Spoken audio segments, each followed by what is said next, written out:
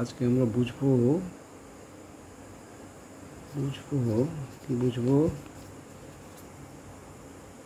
যে সামেশনটা কি।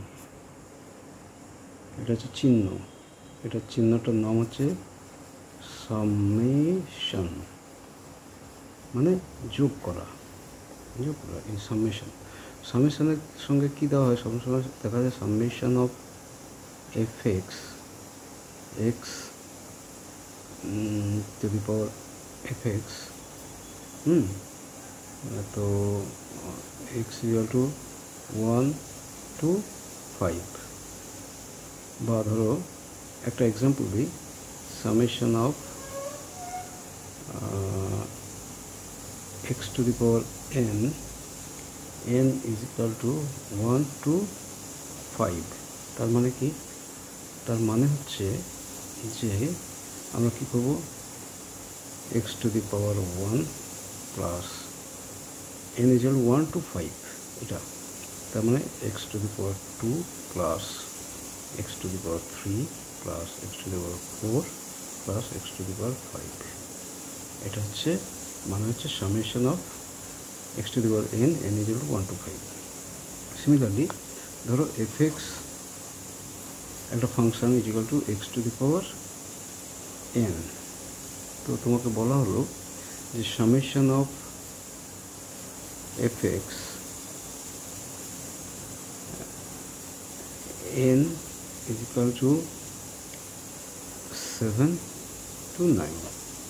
তাহলে তুমি কি করবে না, 7 আর 9, এফ এক্স হচ্ছে x to the power n, তাহলে তুমি কী করবে, x to the power 7 plus x to the power 8 plus x to the power 9। এটা হচ্ছে অ্যান্সার, ঠিক আছে। তো সামেশন বিষয়টা একটু কমপ্লেক্স মনে হয়। এই চিহ্নটা অনেক সময় কী হয়, এই সামেশন অফ, এটা স্ট্যাটিস্টিক্সে এগুলো আসে খুব। সামেশন অফ, ধরো একটা এক্সাম্পল দিচ্ছি, সামেশন অফ, ধরো কিছু ডেটা আছে এক্সের ভ্যালু আছে, এক্সের ভ্যালু হচ্ছে দেওয়া আছে ধরো 1 7 5 9 6 3। তো তোমাকে যদি বলা হয় সামেশন অফ এক্স মানে হচ্ছে 1 plus 7 plus 5 plus 9 plus 6 plus 3 equal to, এটা হবে 10 22 25 31। ঠিক আছে, এইভাবে এটা হচ্ছে কনসেপ্ট অফ সামেশন, ঠিক আছে। তো স্ট্যাটিস্টিক্সে অনেক সময় দেখা যায় summation of F I is equal two 1 to n। তার মানে এফ আই মানে হচ্ছে ফ্রিকোয়েন্সি অফ কোনো জিনিসের ঘটনা। মানে ধরো যে একটা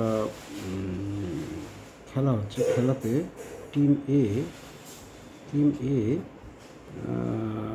ফার্স্ট বার জিতলো, সেকেন্ড বার হেরে গেল, থার্ড বার জিতলো, ফোর্থ বার জিতলো, এরকম করে হলো।